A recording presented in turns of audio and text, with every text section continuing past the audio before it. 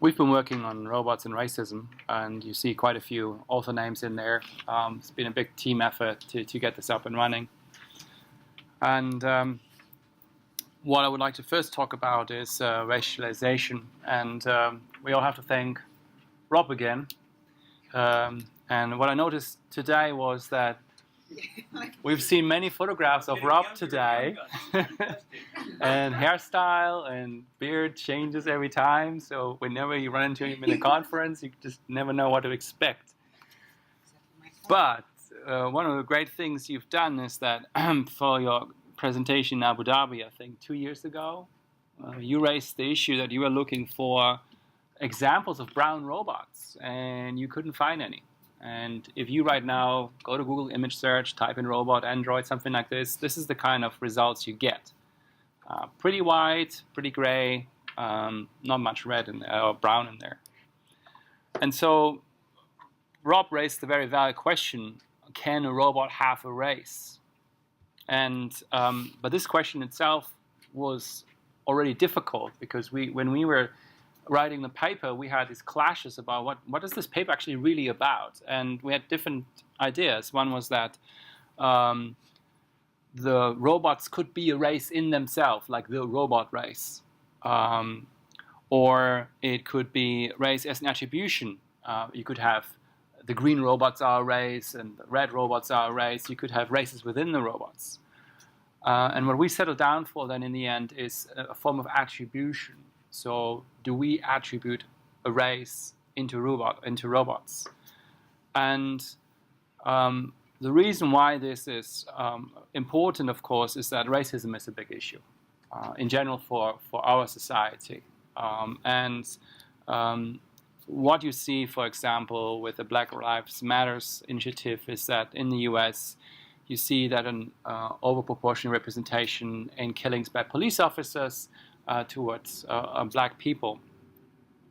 And based on these kind of shootings that happened by police officers, Cornell came up with a very interesting experiment, and where he had these images that he would show to people in a split second, and then people had to choose to either shoot or not shoot, depending on whether the person has a gun or not. And it turned out that the people were either black or white, and people showed a bias towards the black people, and then it was caused a problem. So we thought, I thought to myself, oh, it's an interesting way of trying to test race, and maybe we can use this to investigate this question about whether robots have a race. So we took our little robots and we colored their skin in Photoshop, and we ran the exact same experiment as Cornell did, but we added robots to the mix. And then, of course, we had several measurements. We had explicit measurements, where we just plain out asked people, what race do you think this robot has? And notice the first option does not apply. And the second thing we did, we had implicit measures. So the way this works is that we first show an empty screen with a fixation point. We show a random background image. Then we show the target image. And then the people had to react by pressing the keyboard, either A or L. And we would measure two things: latency, so how long does it take them to make a decision, and was that decision correct? And the explicit measures, what it turned out is that only about 11% of the people would choose does not apply. Everybody else went into, oh, no, this is this race, this is that race. And that in itself was interesting, because this was really, an option. For latency, it became clear that the agent itself, whether it was a human or a robot, did not influence the bias. So humans and robots were treated in the same way. And the interaction effect existed between whether the person would hold a gun or not, and the racialization, whether it was black or white. And that is essentially the shooter bias. So the shooter bias did exist for robots.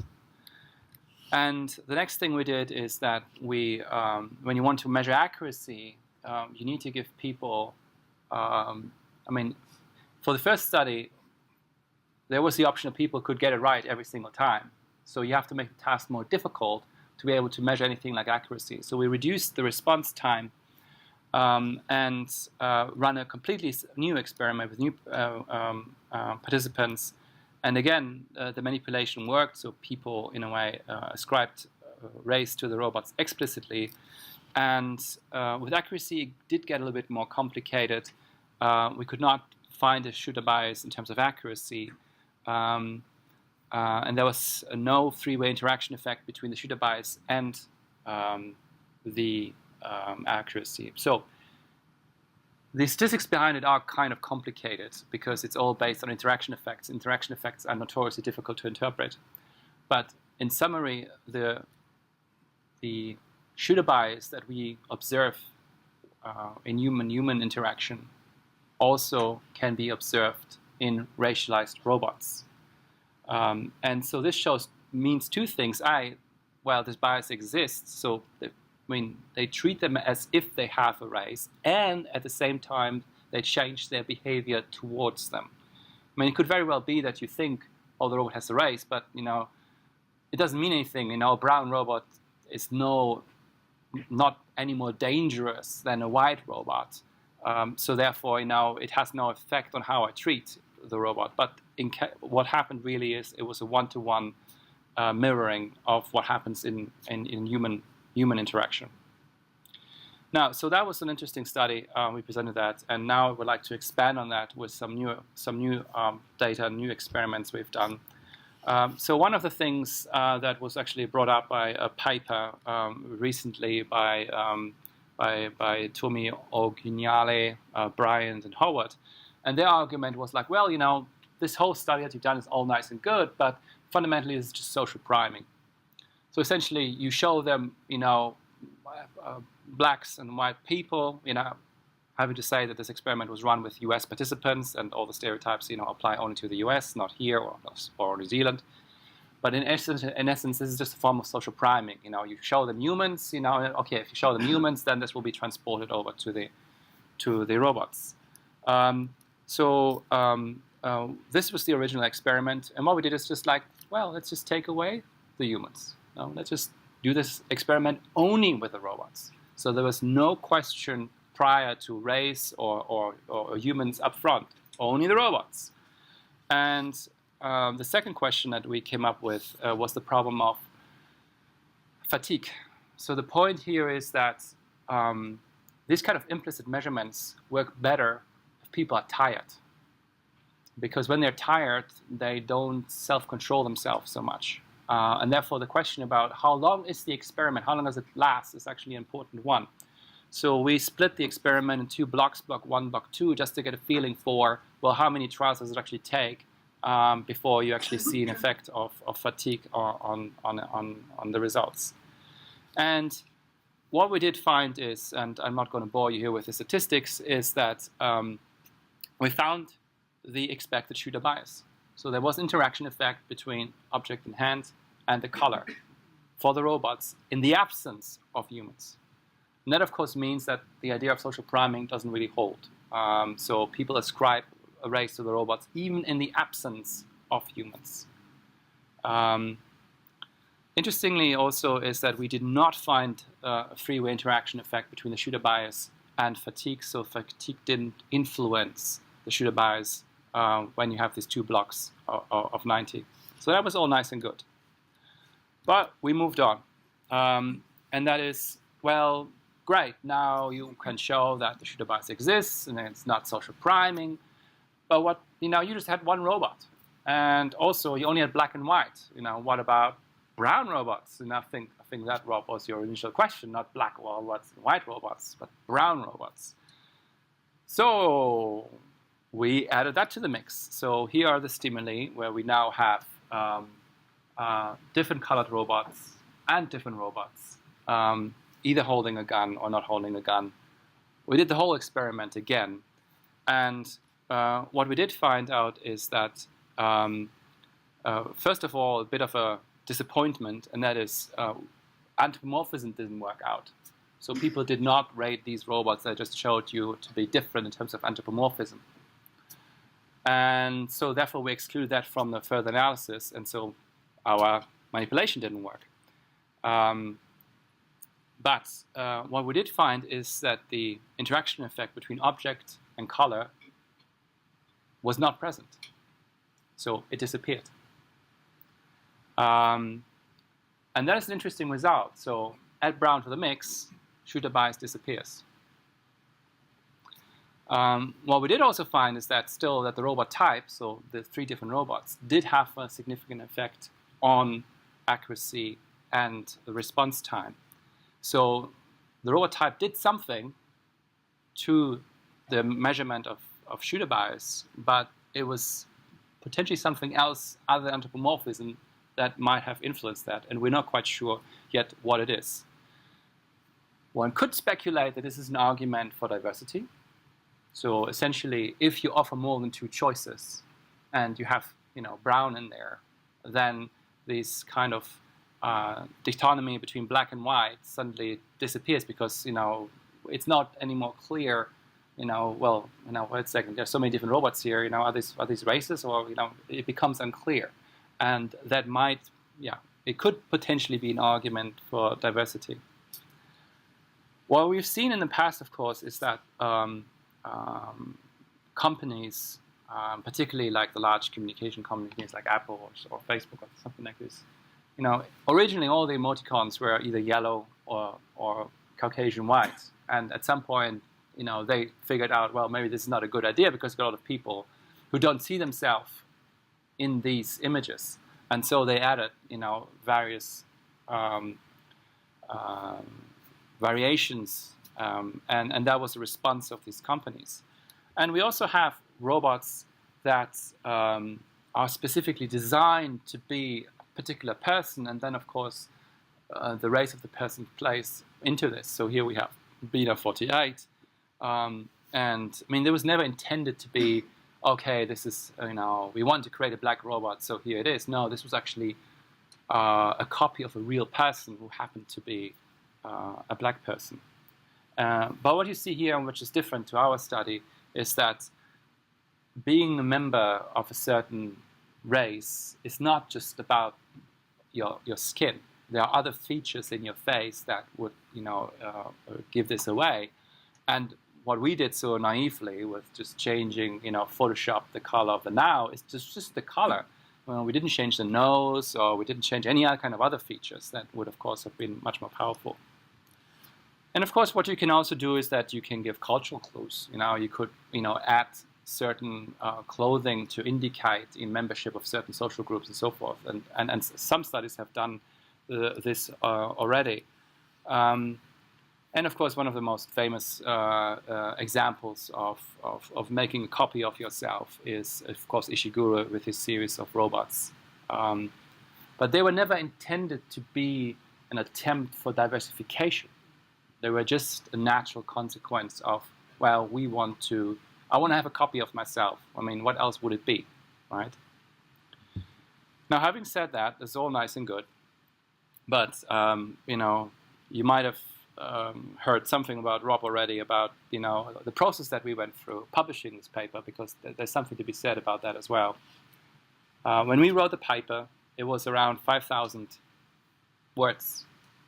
And when we got the reviews back, 6,000 words. We had 9 reviewers, that all demanded urgent changes. 4 associate chairs got busy with this. And this whole thing went to a shepherding process where we had to essentially work with one of the associate chairs to go through this. And this completely ruined my Christmas vacation. And funny enough, each of the author at some point got to the point where they said, you know what, I'm done with this. This is all crap. I'm out of here, Each and every one of us did that at some point. And in the end, we were able to still get it back together. But what worries me here about this is that doing this kind of research, the process that we had to go through to get this published was so painful that I don't really have much motivation right now to redo that experience. And I think that's actually a problem, because if you do controversial research, this can be potentially the most fruitful and innovative and interesting things. But if it's so hard to get this through, if the scientific community is not really accepting this kind of novel research, then it's an uphill battle and it's no fun.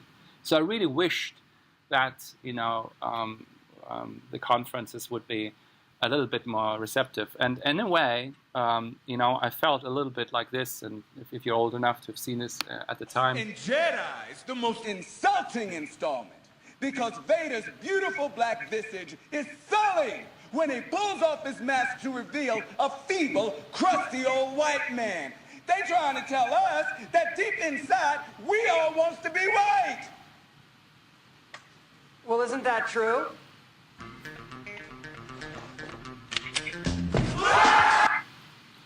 So that's a little bit how I felt in this whole process, where there was something going on which was extremely loaded. A lot of people had very strong ideas and felt very strongly about the whole thing. And I was like the white idiot just saying, well, isn't that true? So I learned a lot doing this study and also going through the process of publishing it. But yeah, I wish it was easier. Now, this is some of the work we've done, but today I also figured we're doing so much about ethics, and so I'm going to dive a little bit into this, fully knowing that I'm not a philosopher, and I read philosophy, but I'm not a philosophy professor, not even close. So whatever I'm going to say is probably very much pop philosophy, I might say. But I hope at least it's going to be a little bit entertaining. So what I'd like to start with is one of my TV shows that I currently like, because it's a lot about ethics, and we're going to talk about the trolley problem, which of course most of you will be familiar with. No, this is a thought experiment first introduced by British philosopher Philippa Foot in 1967. You are driving a trolley when the brakes fail, and on the track ahead of you are 5 workmen that you will run over. Now, you can steer to another track, but on that track is 1 person you would kill instead of the 5. What do you do? So, the question is, what do you do?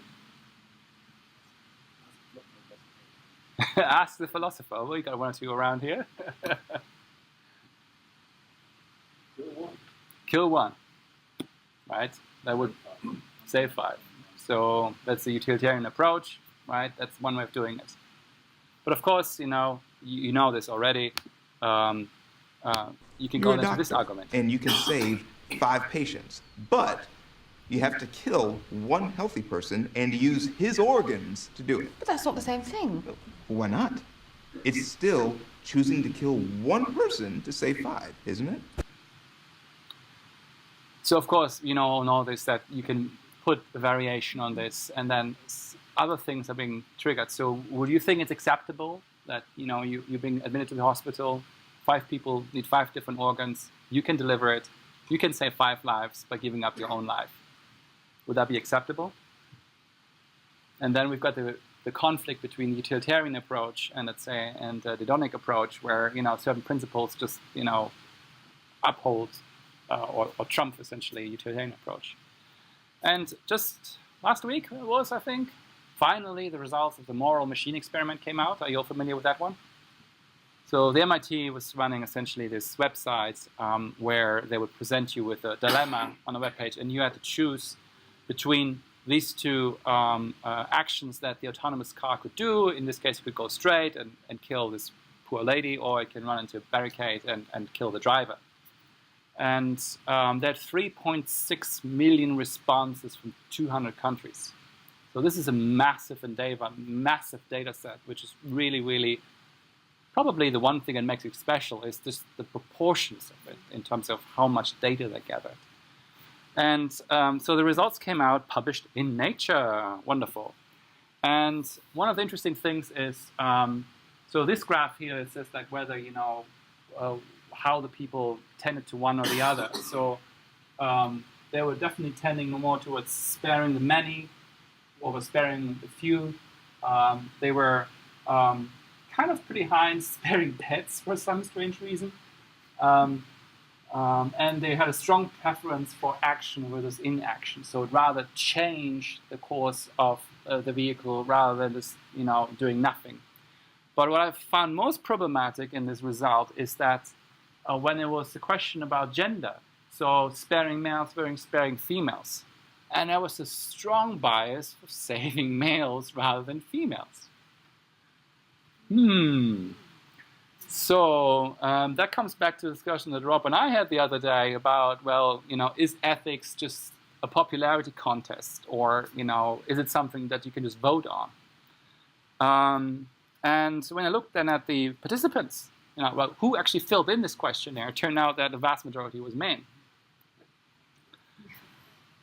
So I'm not quite sure what that says, but it doesn't necessarily make us particularly virtuous, if all the men have such a strong preference to,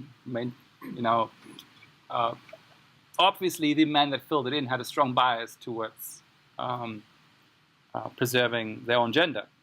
Well. Now, there's a couple of things that are problematic about this kind of research, and I'll go into a couple of these. But let's first, bring this one.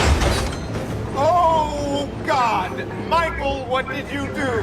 I made the trolley problem real so we could see how the ethics would actually play out. There are 5 workers on this track and 1 over there. Here are the levers to switch the tracks. Make a choice. The thing is, ethically speaking... No time, dude! Make a decision! Well, it's tricky. On the one hand, if you ascribe to a purely utilitarian worldview...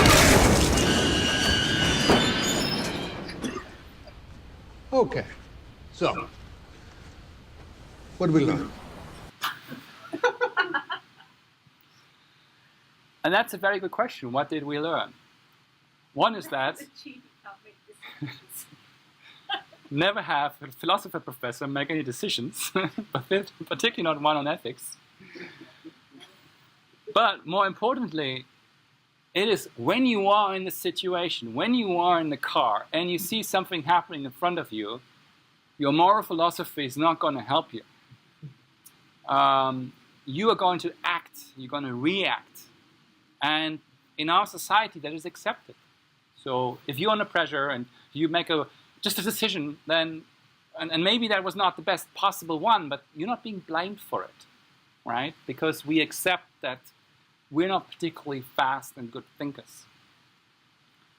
Now, we are, however, in a situation where we have now autonomous vehicles, and these autonomous vehicles, we can make decisions essentially up front, right? So we can determine that if this and this happens, then these and these actions shall be taken. And we've got all the time in the world, so to speak, to make up our mind about what this happens. But there are other problems, really. And the other problems are that this, trolley problem is so idealistic, right? There's 2 options, and you can exactly predict what happened if you do one or the other, right? If you drive a car, that doesn't happen, right? It's never so clear-cut. What about, really, you drive 5 people and all of them die? Is it not possible that one person will just be hurt or one person will be pushed to the side? That's just not how it works. And so there's a lot more uncertainty in the world, and therefore these idealistic experiments don't really work. And this here is now another example, a very expensive example. So this is a video of the latest Soyuz crash. These days we get, video footage of this, yay. And also, plus point here was nobody was hurt. So nobody died in comparison to the space shuttle crashes. This went much better. But this is the footage of what happened. The interesting thing is, the reason for the crash is that when the rocket was assembled, one of the engineers slightly misplaced a sensor pin by 7 degrees, and that had all these effects down the road. And this is something of an uncertainty that something like a trolley problem cannot consider, right? Nobody considered that a trolley might actually, you know, the wheel might fall off because the engineer didn't maintain it correctly. You know, all this complexity in the world cannot really be boiled down to these kind of idealistic situations. Or here's another challenge for you. This is the footage of the fatal Uber crash. This is the dash cam. This is from the outside. And more interestingly, this is the inside. So in this crash, Elaine Herzberg was killed. She was the person on the bicycle. And the driver was Rafaela Raquez.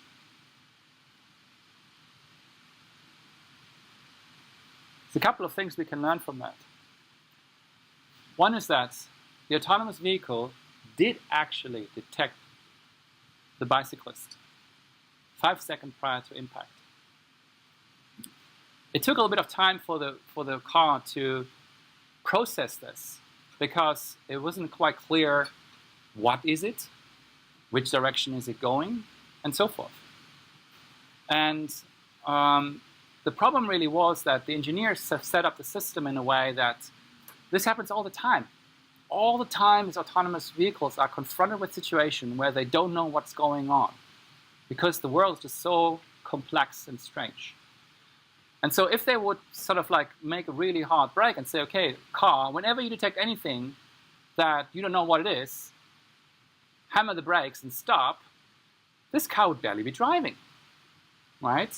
So they put in a certain acceptance of, okay, now there will be sensory data where we don't know what it is. And in this particular case, they had some sort of benchmark where if, you know, after a certain amount of time, it still doesn't know what it is or what's going on, it would, you know, ask the human to take back control. But unfortunately, that system was also switched off. So, and then what happens is you saw the driver. The driver essentially was pretty much looking down, right? And they did some tests on essentially they made an inquiry into popular streaming platforms, and it turned out she was watching The American Boys on Hulu. So that leaves us to another problem that Rob has already raised in one of his recent papers, is that this kind of semi-autonomous driving where you're supposed to be like in alert, and as soon as something happens, you take back control. It just doesn't work. And the other question that we really have to ask ourselves, in the video that you just saw, in this 2-3 seconds that were available to you, do you think you would have done better? Tricky, huh?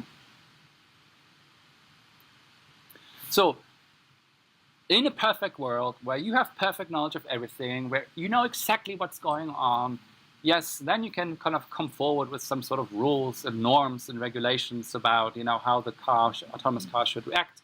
But reality is so full of surprises that this will be quite hard. Here's another example. This was a crash of a drone, of a Schiebel drone in South Korea. It's not well known, and not much really of documentation is available. But here's an example of engineers know that problems will arise, and so they always build in safety and security measurements. So in this particular case, the drone was up, and the communication link broke down. Well, that can happen, you know. Sometimes Wi-Fi communication goes down. So they had a fallback mechanism, and that was, okay, if the drone figures, okay, no more communication, well, I'll just return back to base. Then, unfortunately, a second failure occurred, and that was the drone lost its GPS signal. It didn't know anymore where it was. And the wise engineers built a nice fallback mechanism in there, and that is, okay, in these conditions where no communication and no GPS, just land. Now, unfortunately, at that time, the drone was already back on top of the control tower, which is a van, and the drone came down on the van, set it on fire, and killed one engineer. So what we learn from this again is that, yes, you can put in fallback mechanisms, but the world is just really, really creative in creating a mess. And we had this argument, Rob and I, about, or Rob was discussing this actually in his paper, about that unless you have really a certainty to a level that is at least equivalent to that of a human, you know, you really shouldn't put these autonomous vehicles on the roads, which is in practice already happening. So just last week, we had an interesting case again where Waymo had a crash. And interestingly, what happened this time is that the car was driving in autonomous mode and a car cut in from the front. And the driver panicked, took control, steered to the right to evade the driver that was cutting in, but not seeing the motorcyclist which was riding on the right. The motorcyclist survived, had to be hospitalized, but survived, so, wow, good, thank you. But what Waymo did afterwards is they ran some simulations. And they ran, with the available data, they ran simulations, and they came to the conclusion that if the person had not interfered, then the motorcyclist would have not been hurt. Because the great thing that this car has is it has 360 sensor readings. So it knows everything around it better than potentially a human does. So therefore, it can indeed become immoral to drive cars. Now, all of this sounds a bit futuristic, and we're still kind of far away from this, but I would still like to spin this idea a bit further. And I'm not sure if you ever encountered that, but let's say, like I would do, I would go to a web page and look at wonderful Lego models and dream about buying them. And then when I continue browsing the web, what happens is that suddenly advertising pops up, about, hey, do you want to buy this? Do you want to buy this? Right? That happens, right? So this is essentially a result of what is called programmatic advertising. And I'm not kidding. So recently, YouTube is becoming horrible right now. The amount of advertising they put in recently is just, wow, really stepped down. So I was watching a video and suddenly came up, if you're man over 40, watch this video. And I was like, wow, how did they know that? Her skin color doesn't quite look healthy. But anyway, I was compelled to understand, this is really targeted advertising. And funny enough, they have a button you can click, and it will tell you why this video was put up.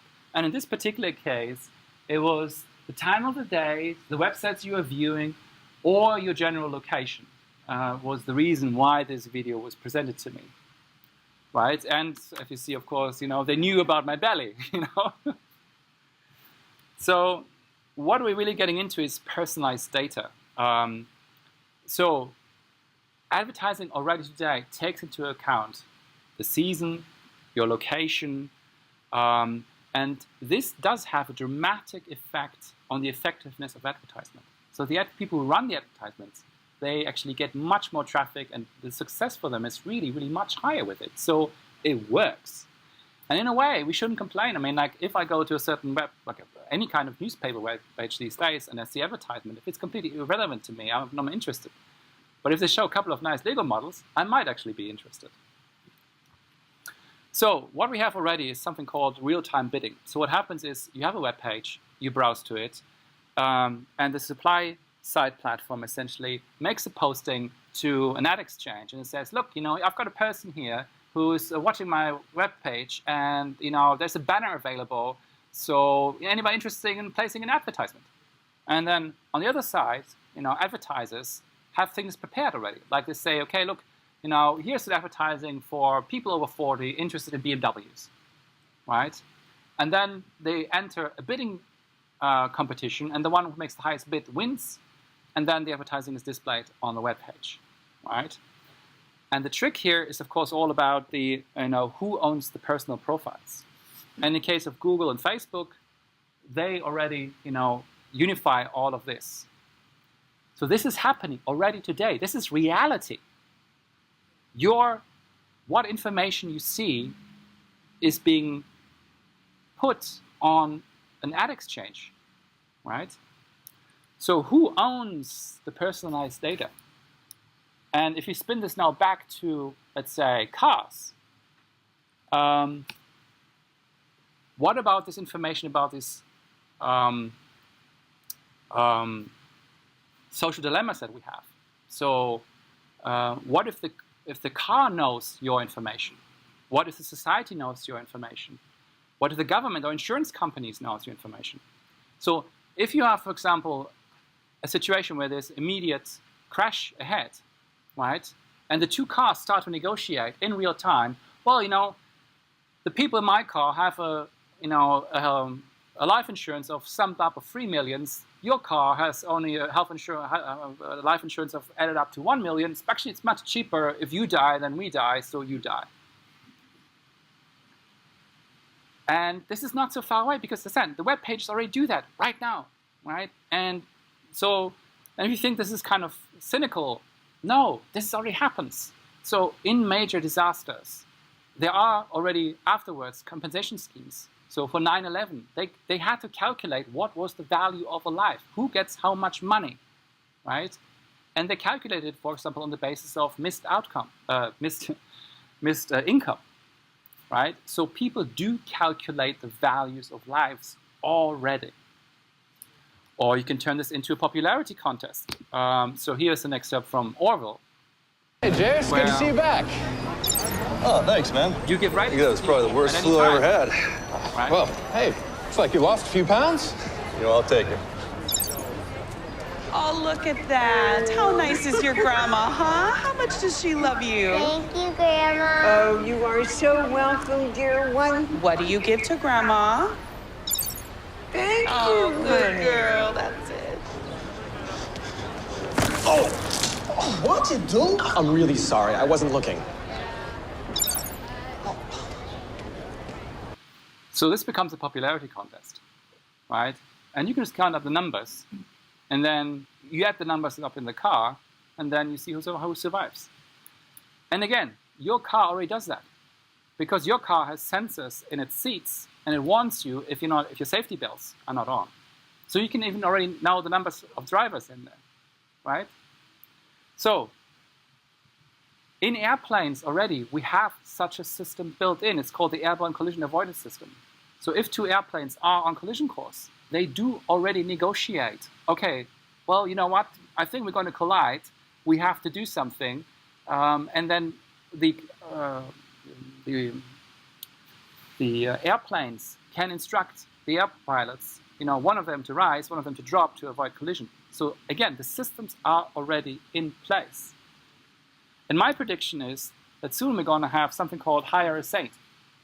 So what you do is you get a person with either a really great life insurance or who's done so much good for the world, and he just rides in your car, because that way, you get priority in any kind of crashes. So this is a new job, being a saint and then driving with people. And of course, this is something that recently came through the comic leading up to the election in the US, is that at some point, of course, you will start thinking about whether the cars even have a vote, right? Personhood. So I'd like to thank you for your attention.